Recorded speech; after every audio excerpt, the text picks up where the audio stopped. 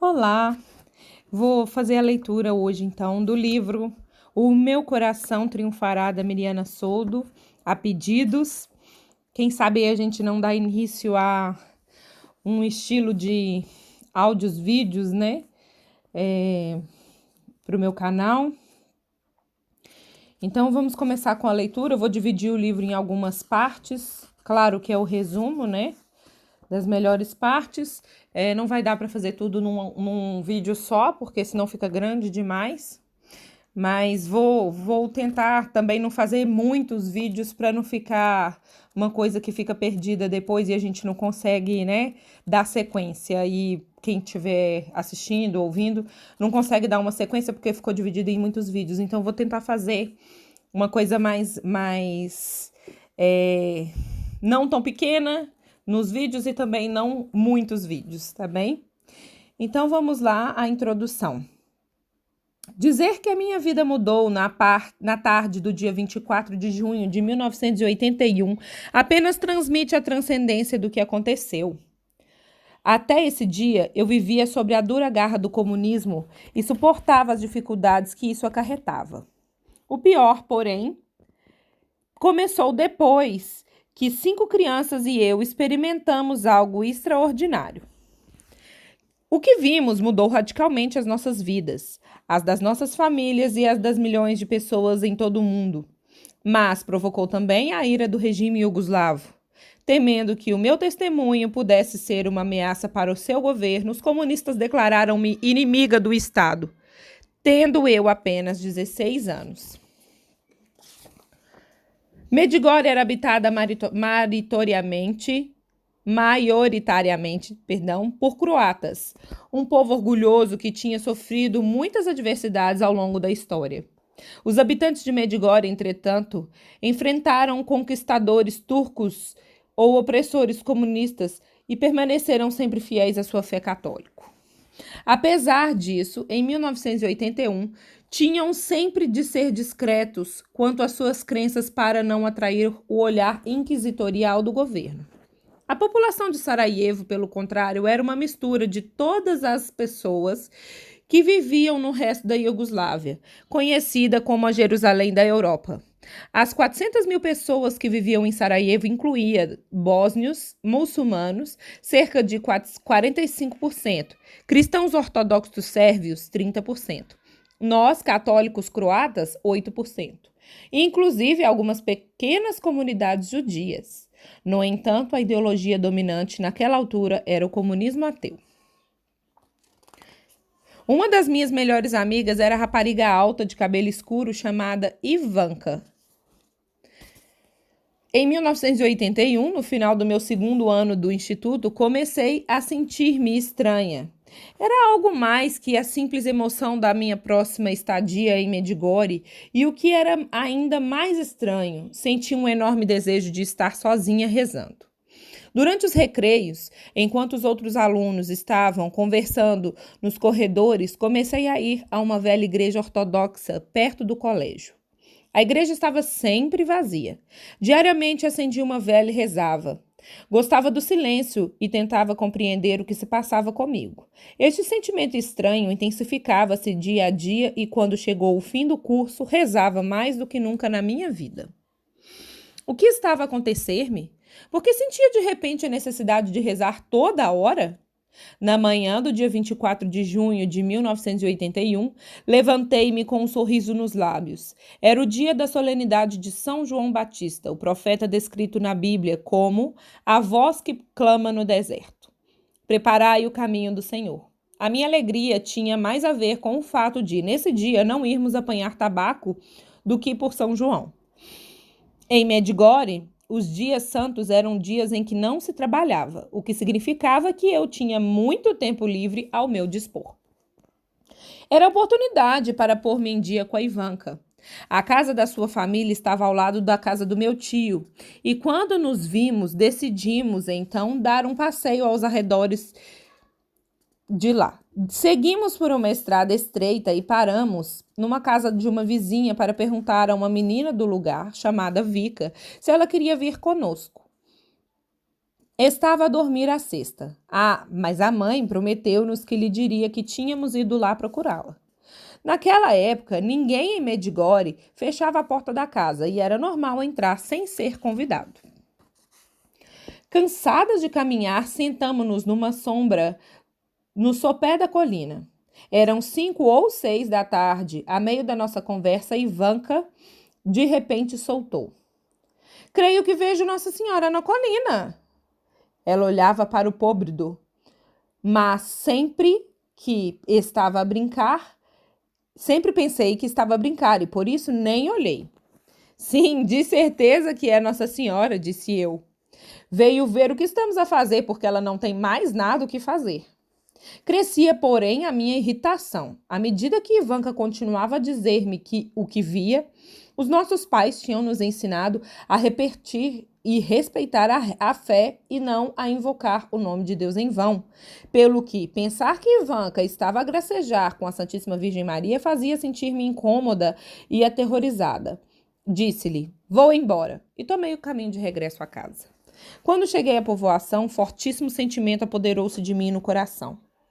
Algo me dizia para voltar, um sentimento tão poderoso que me fez parar e dar meia volta. Encontrei Ivanka no mesmo lugar, a olhar para a colina e movendo-se de um lado para o outro. Nunca tinha visto tão nervosa. E quando ela se virou para olhar-me, uns calafrios percorreram o meu corpo. A sua pele, normalmente morena, estava pálida como neve e os seus olhos brilhavam radiantes. "Olha, por favor", implorou ela. Virei-me lentamente e olhei para a colina. Quando vi a figura, o meu coração sobressaltou-se, receoso e maravilhado ao mesmo tempo, enquanto o meu cérebro lutava para entender o que estava a ver. Nunca ninguém tinha subido aquela colina, mas o que vi era inconfundível entre as rochas e sarças. Estava ali uma mulher jovem. Mas podia ver-se que tinha um vestido azul, cinza, e segurava algo em seus braços. Percebi que esse algo em seus braços era uma criança. Vika, quando se juntou a nós, sentiu um terror tão grande que atirou as sapatilhas e desatou a correr. Ivanka e eu olhamo-nos quando Vika fugiu sem dizer uma palavra. Descemos pelo caminho. Entrei derrompante na casa do meu tio, gritando: "Creio que vi Nossa Senhora!" A minha avó, Gela, que estava sozinha, olhou para mim espantada. Observou-me por um momento. "Deixemos a Nossa Senhora ficar onde ela está, no céu. Pega no terço, vai para o teu quarto e reza a Deus." Estava demasiado agitada para explicar à minha avó que eu realmente tinha visto alguma coisa. Então fiz o que ela mandou fazer. Fui para o meu quarto e rezei. Passados uns instantes, deixei de tremer, mas nessa noite não consegui dormir. Todas as vezes que eu fechava os olhos, via a mulher na colina. Tinha certeza de que era Nossa Senhora, mas pelo que sentira do que pelo que eu tinha visto. Não era, porém, suposto a Virgem estar no céu? Procurei na minha memória algo que me ajudasse a entender aquilo que eu tinha testemunhado. Até aquele momento, nunca imaginara que uma pessoa na Terra pudesse ver a Gospa, nome croata para a Santíssima Virgem Maria. Nunca tinha ouvido falar de aparições e tinha para mim que era a primeira vez que ela aparecia a alguém. Na Iugoslávia comunista, os livros religiosos chegavam por contrabando, pelo que o nosso conhecimento de milagres estava limitado às homilias dos nossos sacerdotes, que estavam sempre conscientes de poder haver espias do governo nos bancos da igreja. Os sacerdotes sabiam que qualquer coisa que fosse interpretada como ataque ao regime poderia mandá-los para a prisão ou algo pior. A minha mãe viu e chamou-me imediatamente. Explicou-me que Minka e eu pertencíamos a diferentes credos. No entanto, a nossa amizade ensinou-me a não reparar nas diferenças que as pessoas tinham. Minka era uma menina que eu brincava sempre. Tínhamos de ir à catequese quase às escondidas, à igreja de Santo Antônio de Pádua, no bairro histórico de Bistric. As minhas aulas de catequese ensinaram-me mais a temer a Deus do que a amá-lo. Se alguém te perguntar aonde vais, minha mãe dizia, Diz que vai comer um gelado, ou ao parque, ou qualquer lado. Um dia, quando íamos para a catequese, encontramos-nos com uma professora da escola primária. Como a maioria dos professores de Sarajevo, ela era um membro do Partido Comunista. Miriana, disse ela, parando. Eu também parei. Ah, olá, camarada professora. Tinha que tratarmos todos os professores como camaradas. Na nossa língua, drug, para homens, e drugarica, para mulheres. Aonde vais? Perguntou-me. Fiquei gelada. Não tenho ideia, respondi, e dando a volta rapidamente, corri para juntar-me aos outros. Seguramente que ela ficou mais confusa do que eu e mais duvidosa do que alguma coisa rara. Sob a liderança do nosso presidente Josip Broz Tito, o governo doutrinava aos seus cidadãos desde cedo, controlando o sistema educativo. Os nossos livros escolares exaltavam as heróicas ideologias de Karl Marx, Friedrich Engels e Vladimir Lenin. Os professores diziam-nos continuamente que Deus era uma fábula e que a religião era, como Marx disse uma vez, o ópio do povo. Muitas vezes sentia-me confusa porque não sabia em quem acreditava. O governo alistava automaticamente as crianças a partir do primeiro ano da escola primária, na Savez Pionira Yugoslavi, ou o Sindicato de Pioneiros da Iugoslávia. Como novos pioneiros, aos 7 anos de idade, recebíamos um uniforme oficial, um lenço vermelho e uma titovica, ou seja, um chapéu de Tito, com a estrela vermelha comunista gravada. Com o juramento do pioneiro, prometíamos amar a República Federal Socialista da Iugoslávia e prometíamos difundir a fraternidade, a unidade e o princípio pelos quais lutou todo o nosso camarada Tito.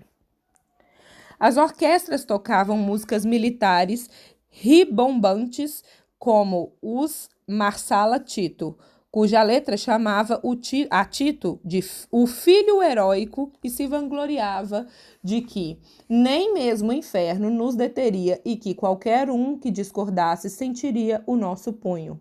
Essa era a letra. A educação, disse Joseph Stalin uma vez, é uma arma cujos efeitos dependem de quem a tem nas mãos e a quem é dirigida.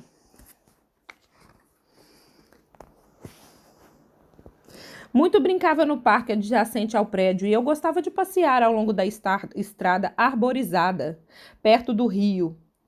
Se a minha família precisasse de ir a algum sítio, havia uma paragem de elétrico a poucas distâncias do nosso quarteirão. Às vezes caminhávamos pelas ruas empedradas, parávamos para alimentar os pombos perto da histórica fonte de Sebile ou para acender uma vela na Catedral do Sagrado Coração. Uma mulher muçulmana idosa chamada Paasha morava sozinha no apartamento por baixo do nosso.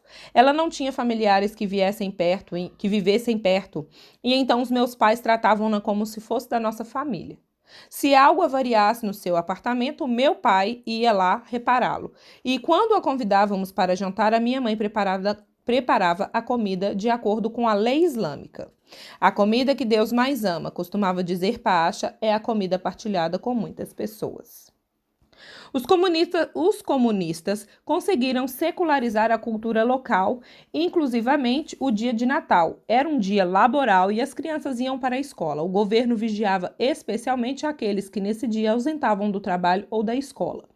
A minha família celebrava o Natal da melhor maneira possível na privacidade do nosso apartamento. Quando o Natal se aproximava, decorávamos uma pequenina árvore de Natal, orávamos e entoávamos cantos juntos. No dia de Natal íamos trabalhar e à escola como todos os outros, mas depois reuníamos para ir à missa e em casa compartilhávamos uma grande ceia. No dia seguinte, o meu tio e a sua família vinham visitar-nos. Apesar das circunstâncias difíceis, tínhamos um Natal maravilhoso. Nós praticávamos a nossa fé quase secretamente, embora a maioria dos nossos vizinhos soubessem que éramos católicos. Os livros de oração eram raros na Iugoslávia. Os comunistas opunham-se à impressão e importação do material religioso.